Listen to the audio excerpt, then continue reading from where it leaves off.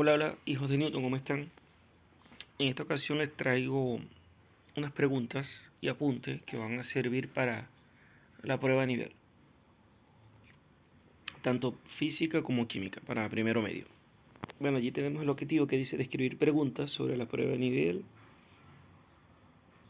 a través de preguntas manifestando respeto por las ideas de todos. En este caso es muy importante el respeto.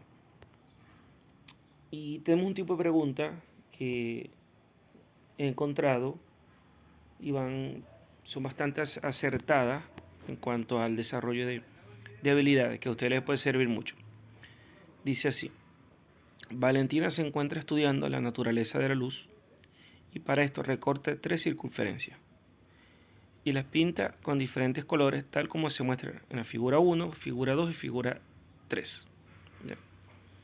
Luego hace girar rápidamente los tres discos respecto a sus centros y observa lo siguiente. En el disco 1 se forma un color gris, en el disco 2 se forma un disco totalmente amarillo, obviamente hay un solo color,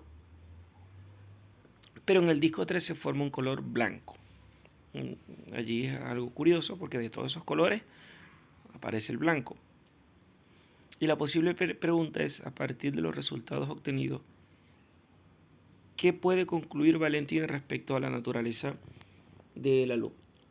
Bueno, en este caso lo más importante, lo más interesante que puede concluir Valentina en función de los trabajos de Newton es que la luz, fíjate que la luz blanca se compone de todos los colores del disco 3.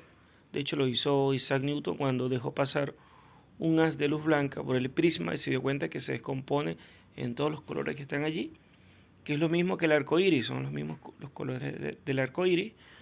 Ocurre un fenómeno de la refracción de la luz. Entonces, lo que ya puede concluir, obviamente, que al girar el disco número 3 se va a formar un color blanco. Quiere decir que la luz blanca está constituida por todos los colores que están en el disco número 3. De hecho, puedes hacer el experimento y te vas a dar cuenta que es así. De hecho, eso lo descubrió Isaac Newton cuando trabajó la naturaleza de la luz. Veamos otro tipo de pregunta. Nos dice, ¿qué fenómeno astronómico puede explicar Antonia con el modelo elaborado? Bueno, acá Antonia, una estudiante del colegio, realizó este dibujo con el objetivo de explicar un fenómeno astronómico, pero fíjate que aquí antes que tú puedes responder las preguntas, tienes que ver datos muy importantes. Primero, la lámpara simula el Sol, la circunferencia que está allí simula el planeta Tierra, y abajo tiene la flecha que indica el eje de rotación de la Tierra. Entonces, ¿qué nos quiere decir esto?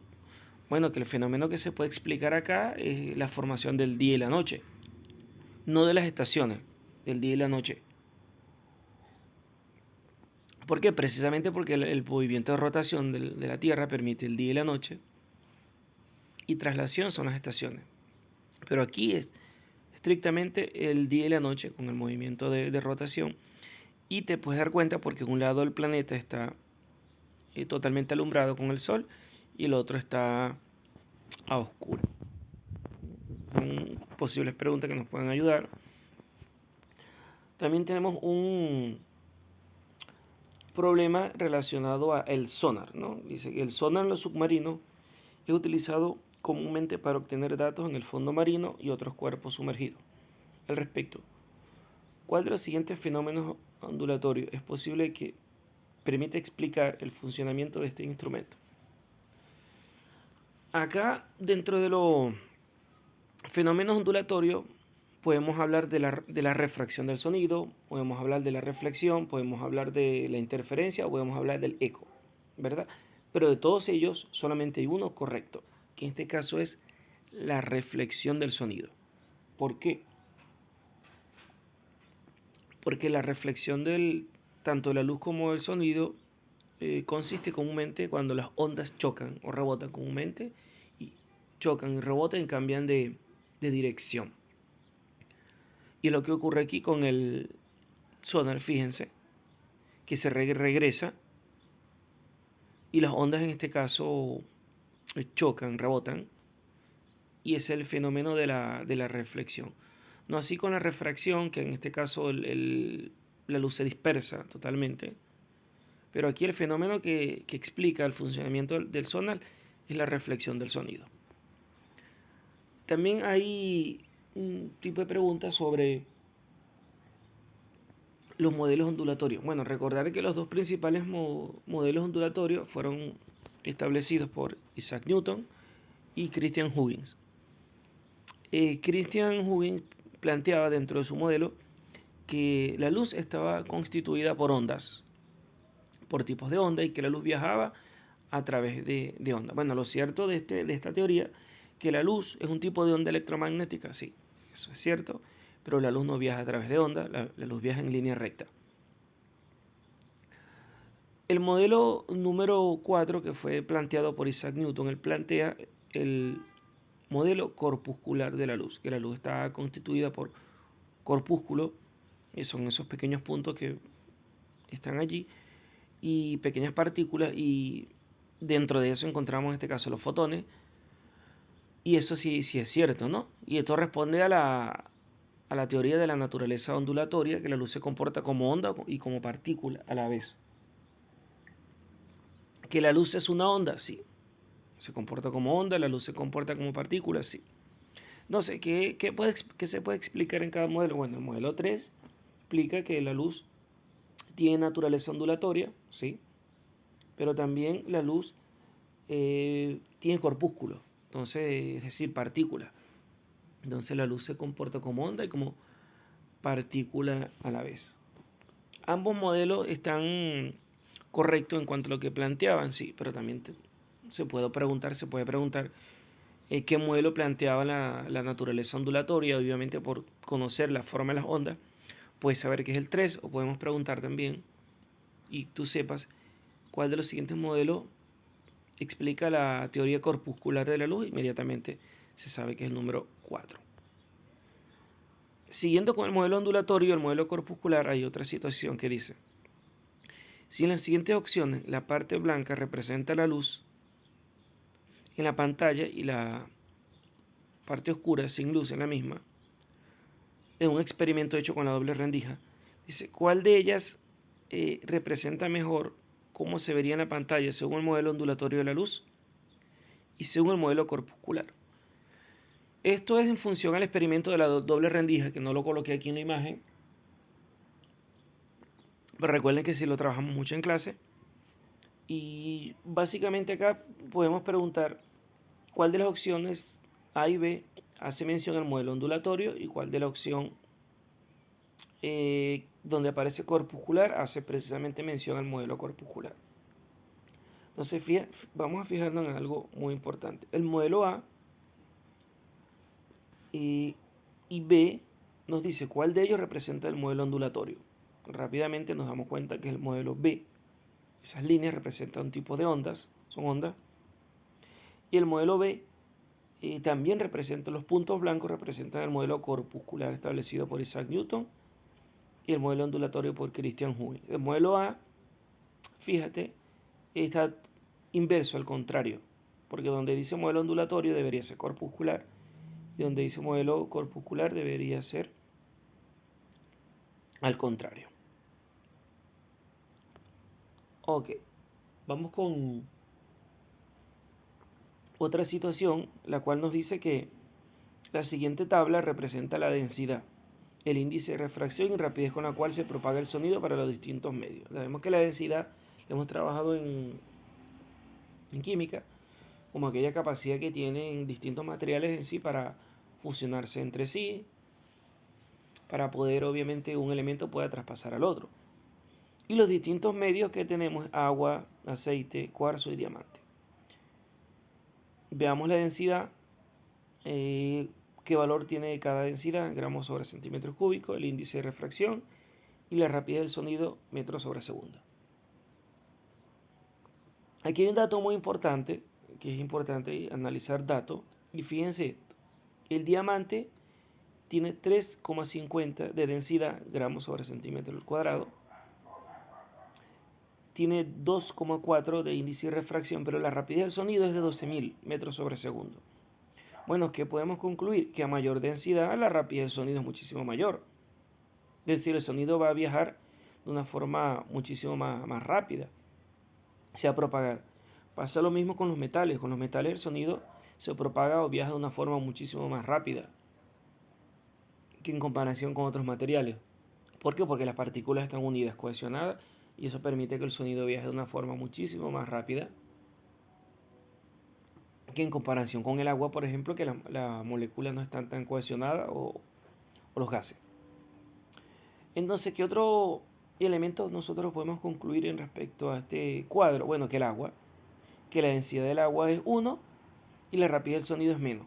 Es decir, que a menor densidad, a menor se propaga el sonido y a mayor densidad el sonido se propaga de una forma mucho más rápida. Los siguientes modelos representan dos sustancias químicas. Miren, la sustancia X y sustancia Y. Entonces, ¿a qué tipo de sustancia corresponden los modelos? Aquí vamos entrando a la parte de química. ¿Ya? Y acá yo te hice una pregunta.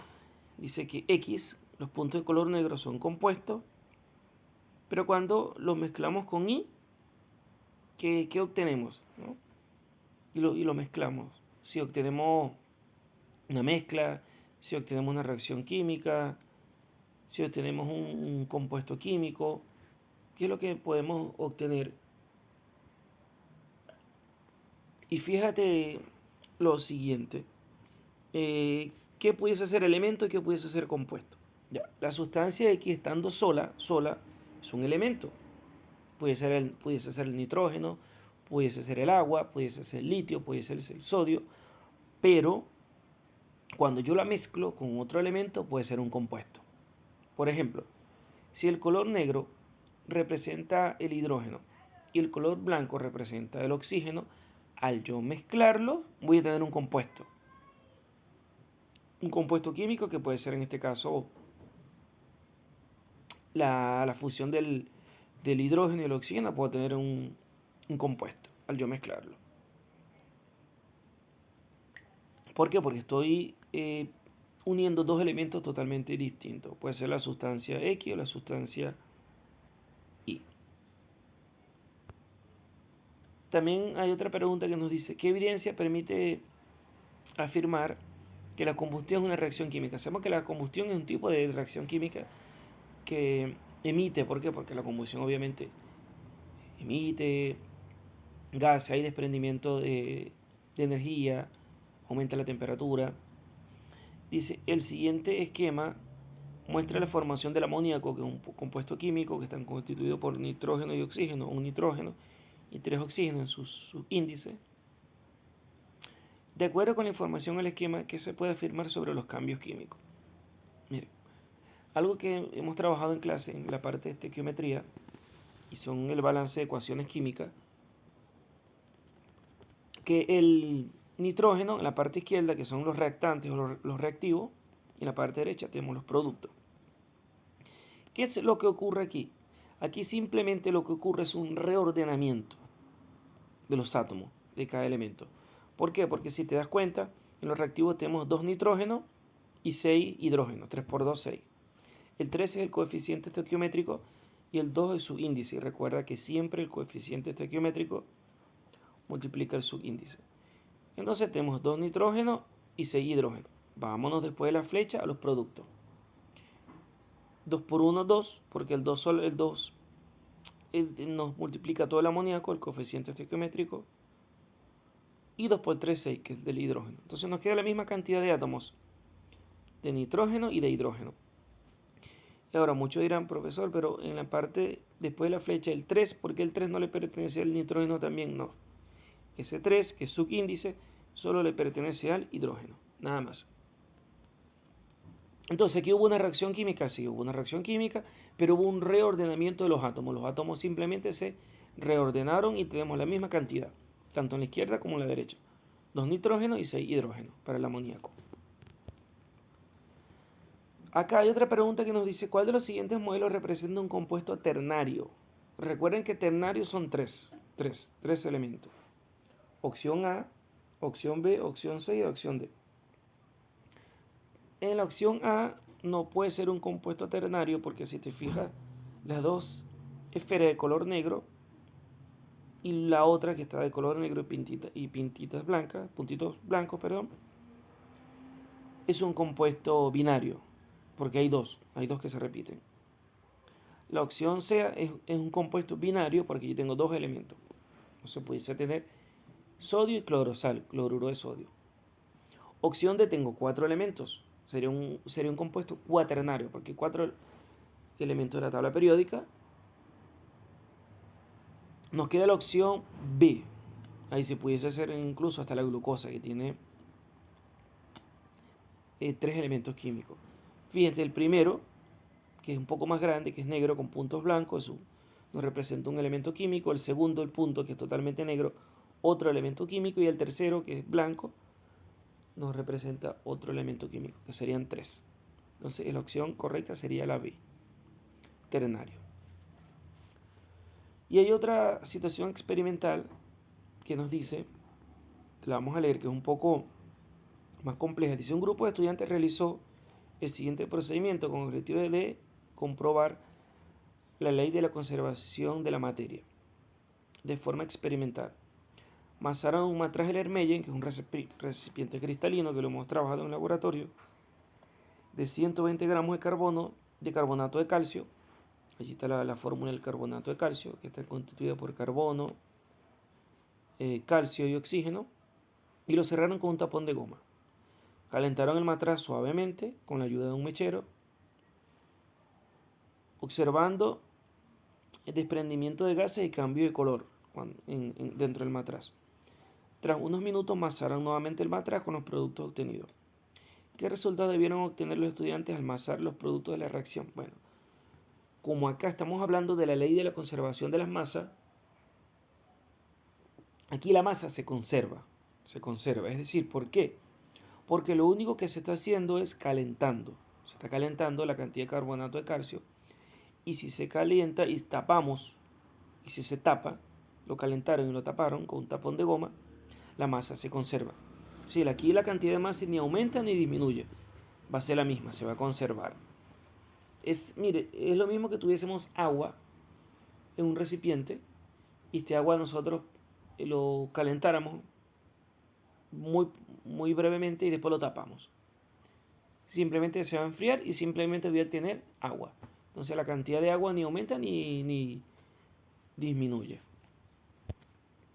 Entonces estas son algunas de los datos y apuntes de preguntas que vamos a trabajar en la prueba, parecidas, para que tú te puedas ir guiando y puedas ir estudiando. Entonces, espero que te sea útil este aporte y nos vemos en un próximo video. Chao, pequeños hijos de Newton, cuídense.